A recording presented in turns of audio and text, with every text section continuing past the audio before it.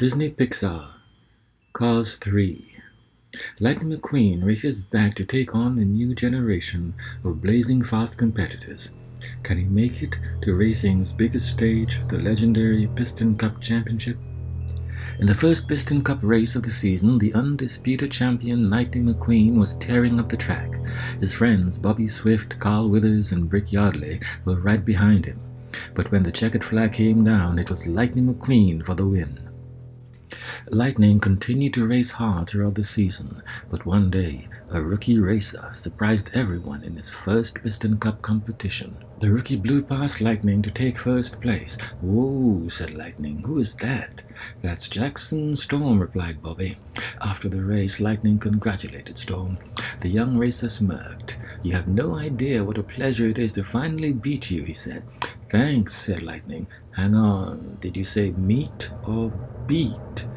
"I think you heard me," said Storm. Jackson Storm was the best of the next generation of racers. The next gens were faster and more efficient than the veteran race cars.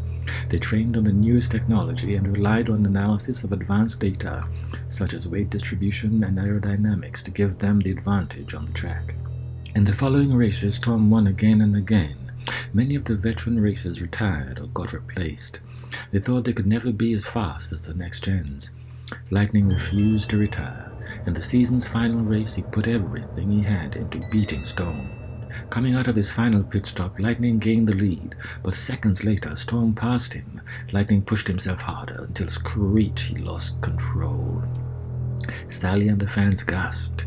Lightning spun around and flipped over and over. Then he finally came to a stop. It took 4 months for Lightning to recover. With the new racing season just 2 weeks away, no one knew if he'd ever compete again. Lightning watched films of his mentor and crew chief Doc Hudson. Doc had suffered a bad crash that ended his career. Lightning didn't want that to happen to him. "I decide when I'm done," he told Sally and Mater. "I need to talk to Rusty and Dusty." He was ready to leave Doc's garage, get a new paint job, and start training. Rusty and Dusty were Lightning sponsors and the owners of Rust Ease. They had a big surprise for number 95, a new training center. It had all the best technology, treadmills, virtual reality, and a state-of-the-art racing simulator. Lightning looked around in awe. "Guys, how did you ever do this?" he asked. "We sold Rust Ease," Rusty and Dusty announced. "We just realized you needed something we couldn't give you," Dusty said. They sold Rust Ease to a wealthy business car named Sterling, who could help Lightning get back in the game. "Welcome to Rust Ease Racing Center," said Sterling. "I've been a fan of yours forever, and now to be your sponsor, well, how great is that?" After Lightning got a new look, Sterling brought Lightning to the racing simulator. Lightning watched in awe as a yellow car sped on the simulator like a professional. "Who's the racer?" he asked. No, she's a trainer," said Sterling. "Cruz Ramirez, the best trainer in the business." When Cruz saw Lightning, she wasn't impressed. "He's obviously an imposter," she said. "He looks old and broken down with flabby tires." "Hey," said Lightning, "I do not use that," shouted Cruz. Cruz started Lightning out with an aerobics class. "We need to loosen those ancient joints. First the wheels. Forward and rest, forward and rest." Then Cruz challenged Lightning on the treadmill. "This thing's only going 5 miles per hour, Lightning complained. "We'll work up to the higher speed," said Cruz, "right after you take your nap." After a few days, Sterling decided that Lightning would not compete in the new racing season. "Your speed and performance aren't where they need to be. I'm sorry." Lightning knew he would never get faster by training with technology. "I'll train like I did with Doc," he said.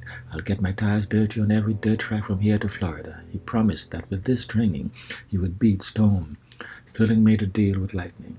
If Lightning lost the Florida 500, he would retire and promote the number 95 brand. If he won, he could continue racing. Lightning agreed, and soon he was zooming down Fireball Beach. Cruz tried to track Lightning's speed by racing alongside him, but she kept getting stuck in the sand. "The beach ate me," she said.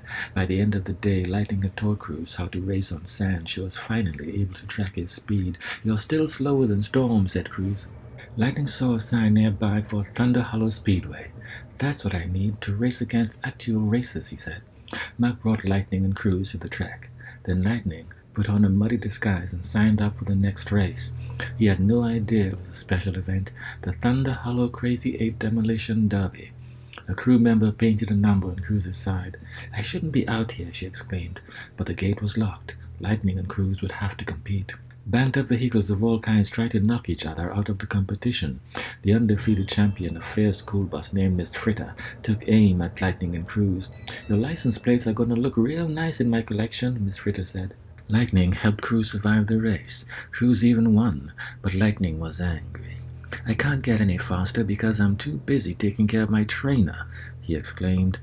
"This is my last chance, Cruz. If I lose, I never get to do this again. If you were a racer, you'd know what I'm talking about." Cruz was hurt. "I've wanted to become a racer forever because of you," she said.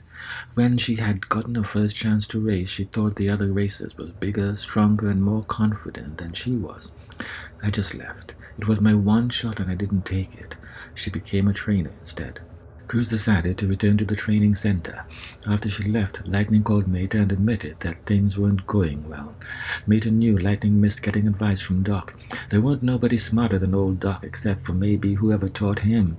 That gave Lightning an idea. "Smokey, Mater, you're brilliant." The next morning, Lightning caught up to Cruz and apologized for getting upset. He told her he knew someone who could help.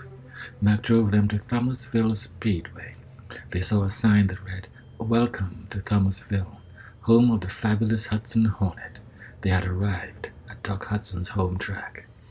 "Want to check out the track of the greatest racer of all time?" Lightning asked Cruz. The two friends sped around the course. As they came around the curve, they saw someone on the track. It was Doc Hudson's old crew chief, Smokey. Smokey led Lightning and Cruz to a local hangout called the Cotter Pin. Some of the greatest racers who ever lived were there. They were known as the Legends.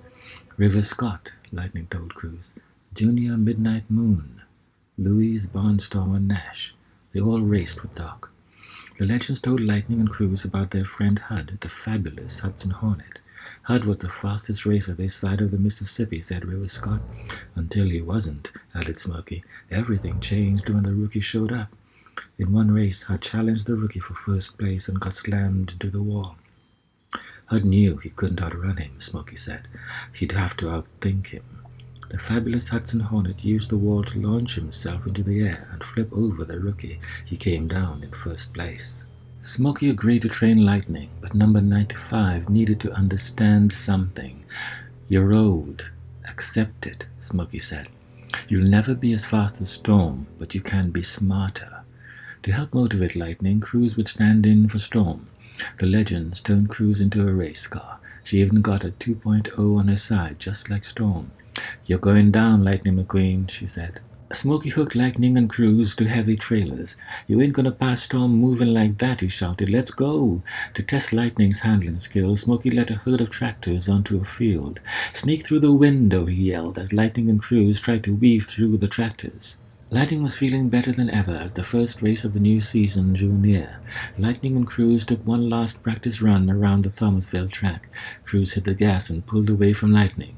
He gave it all he had, but he couldn't catch up. Everyone was speechless. They didn't know if Lightning could win in Florida. But there was no more time to train. Lightning needed to leave. I want to thank everyone for the training, he said.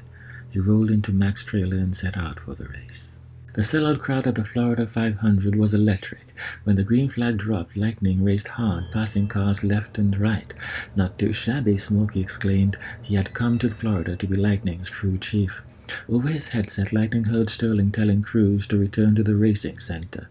You're a trainer, remember, not a racer, he shouted. Suddenly, Lightning remembered all his training with Cruz. She deserved to fulfill her dream of becoming a racer. At that moment, there was a crash on the track. Lightning dodged the wreck and headed back to the pit.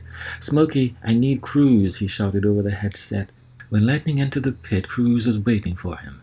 What's going on, she asked. Come on, guys, get her set up. Lightning said to his pit crew, Hey, Ramon, you got your paints? Before Cruz could say anything, Guido changed her tires and Ramon painted the number 95 on her sides. Cruz would finish the race. Why are you doing this? Cruz asked Lightning. You said it yourself, this might be your last chance. Which makes it my last chance to give you your first chance, Lightning replied. And this time, I want you to take it. Cruz zoomed onto the track. When she reached the pack of racers, she was so nervous that she slowed down.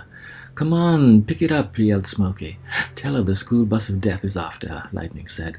Cruz smiled and sped up. Eventually, Lightning took over for Smokey on the crew chief's stand. He reminded Cruz about Thomasville. "Sneak through the window." Cruz visualized the tractors from her training. She found an opening and weaved through the races. The crowd went wild for this exciting new competitor. Finally, Cruz caught up to the lead racer, Jackson Storm. Storm was shocked to see her racing next to him, but he wasn't about to let her pass. "I don't think so," he shouted. Then he slammed Cruz into the wall. But Cruz stayed calm and remembered Duck's old racing trick. She turned her wheels into the wall, shot into the air, and flipped over Storm. She sped across the finish line as the crowd cheered. Cruz won the race. After the race, Sterling asked Cruz to join his team. Cruz quit instead. She would never race for Sterling after the way he treated her. Tex, the owner of Dynaco, overheard Cruz and offered her a racing sponsorship with Dynaco. Lightning was surprised to learn that he and Cruz had both won. Lightning had started the race and Cruz had finished it. He could continue racing and didn't have to work for Sterling. Back in Radiator Springs, Cruz showed off a new number, Doc Hudson's 51. She was an official race car. Lightning had a new look too. He was decked out in blue paint just like Doc. He was able to keep his number 95 after Tex bought Rusty's from Sterling. Lightning's racing days weren't over yet, but for now he focused on getting Cruz ready for the rest of the season. Cruz couldn't wait to begin. "Bring it on, old man," she cheered. Lightning and Cruz zoomed off and raced around Willie's butt, ready to work together as a team. The end.